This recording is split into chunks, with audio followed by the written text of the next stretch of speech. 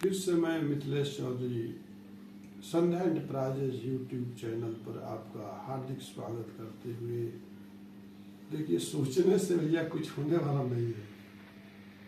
सोचते रहोगे, सोचते रह जाओगे। जिंदगी में कुछ करना है तो करने में बिलीव करो, सोचने में नहीं। आज संध्या फ्लेक्स का एक बहुत ही हॉट प्रोडक्ट है जो वाइब्रेटिंग स्क्रीन बीडिंग, और जिसको आप मैक्सिमम बोल रहा हूँ 7 डेज में आप डिस्पैच कर सकते हैं।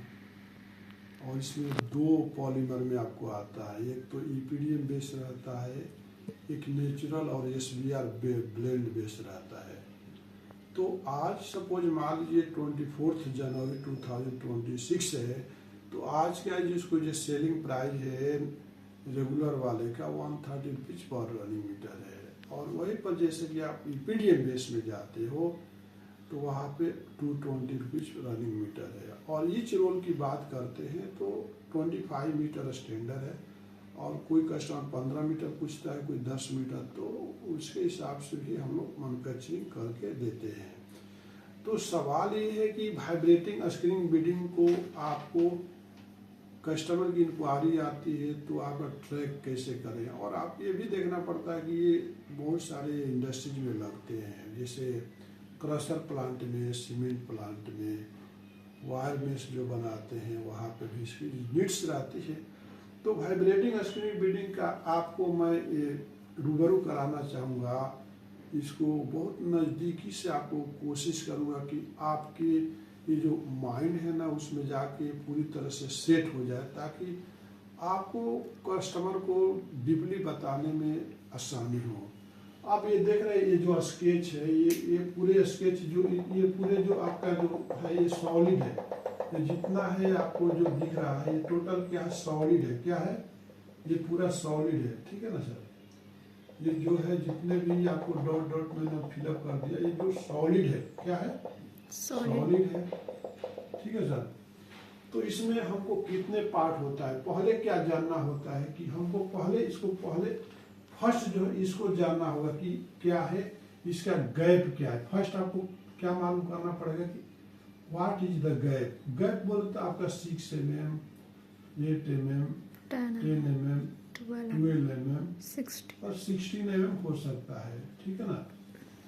अब दूसरा इम्पोर्टेंट क्या होता है इसमें जानने के लिए, ये इम्पोर्टेंट होता है कि इसका डाया क्या है। ये इसको जो बोलते हैं डाया, कोई भी राउंड चीज रहता है उसको डाया बोलते हैं। तो सेकंड नंबर पे ये आपको जानना होता है कि इसकी डाया कितनी है, DI, ये डाया बोलते हैं।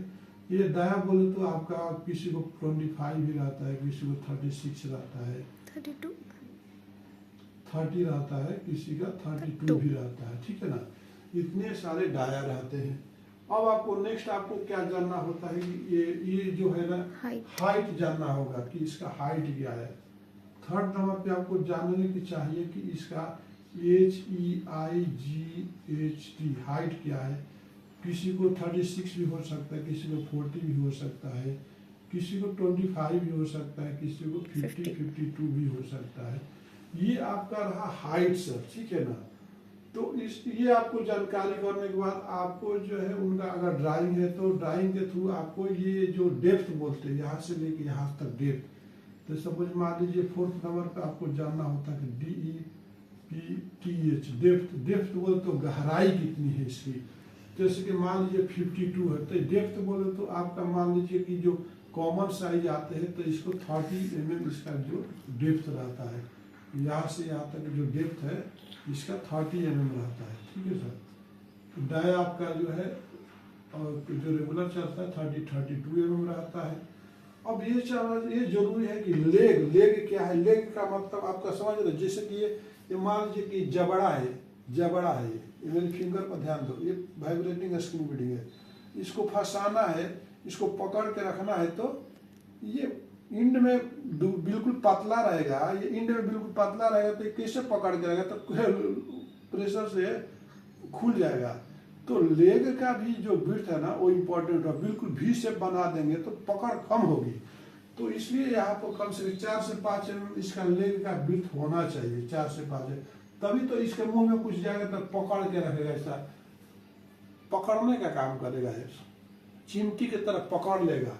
इसका फंक्शन क्या होता है कि जैसे कि कोई कुछ एंगल इस तरह के रहते हैं, एंगल, अब इस एंगल में ये कितने एक विड्थ का एंगल है, उतने विड्थ का क्या है, ये स्क्रीन बीडिंग इसमें जाके फंसा दिया जाता है, इसमें फंस जाता है इसके अंदर, ठीक है ना, ये इसके अंदर फंस जाता है।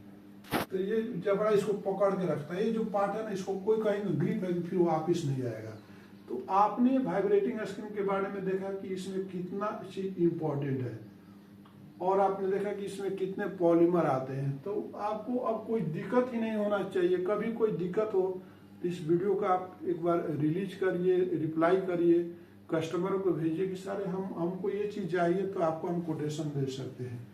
सवाल ये है कि बहुत सारे कस्टमरों को मतलब कि रीसेलिंग के लिए चाहिए, बहुत सारे को इंडिविजुअल के लिए चाहिए, और कस्टमर को आपको बताना जरूरी होता है कि ईपीडीएम में ईपीडीएम बोले तो ये काफ़ी मतलब इसका लाइफ ज़्यादा रहेगा, वेदर रेजिस्टेंस रहेगा, हीट रेजिस्टेंस रहेगा, तो ये ज़्यादा लाइफ देगा। बाकी आपका जो आता है NR plus SBR, NR plus SBR का मतलब नेचुरल रबर, एनआर मतलब नेचुरल रबर, एसबीआर मतलब styrene butadiene rubber, ethylene propylene diene rubber. Okay, तो ईपीडीएम जो होता है कि केमिकल में भी आपको कुछ फर्क नहीं पड़ेगा, धूप में कुछ फर्क नहीं पड़ेगा, लेकिन वहीं पर नेचुरल जो है ये तो इसमें स्ट्रेंथ तक ज़्यादा रहेगी, लेकिन इसको फर्क पड़ेगा, धूप में ज़्यादा ये काम नहीं करेगा, ठंडी में ज़्यादा काम नहीं करेगा।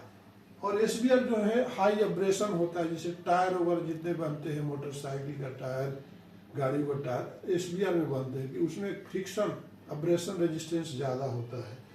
तो जरूरत है आपको डिसीजन लेने का। अगर जैसे कि मान लीजिए आज का हमारा जो प्राइस है 220 रुपीज रनिंग मीटर है, वहीं पर हम इसको आपको दे रहे हैं 130 रुपीज रनिंग मीटर। आप समझ सकते हैं कि एवरीथिंग करे ओके, सब कुछ एक ही है, but polymer is a difference, the road rate is a difference. नमस्कार, धन्यवाद।